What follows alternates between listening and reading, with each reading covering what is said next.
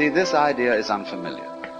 And that's the difficulty of understanding it. That's all. It's a very simple idea. But it's an unfamiliar one, and it's an unfashionable one. Although, as I say, this sort of thinking is coming back to us at this time. One gets the perfectly uncanny feeling of the world and oneself as simply two phases of a single process. But when you get this kind of thinking, you want to go back and ask, why do people want to believe that man is irrelevant? When you hear today people's comments on that old myth of man as the head of nature, they come back in a very funny way. They say, oh, that's the most conceited point of view. Man is part of nature. Yes, but why is it that the naturalists who think that man is part of nature are always fighting nature? Because they don't understand what it means to be the head of nature.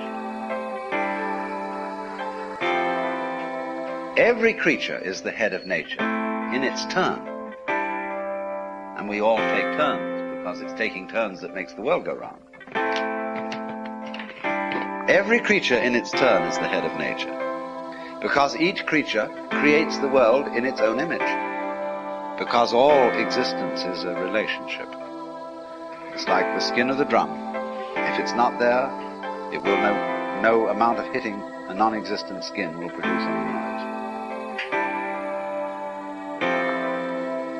So you see, energy is, we can see this. Energy is relationship. We can see the falling fist and the skin of the drum, boing, like that. And if there isn't both the falling fist and the skin, no noise, no existence. But existence is not only the impact of rocks upon each other.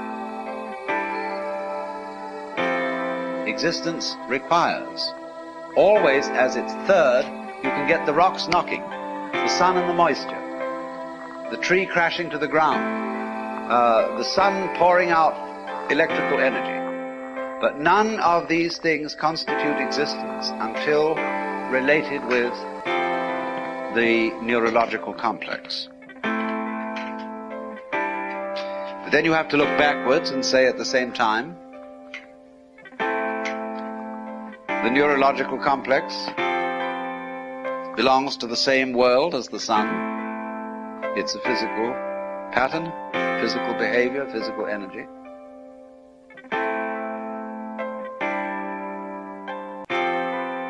But it takes this complexity of pattern to evoke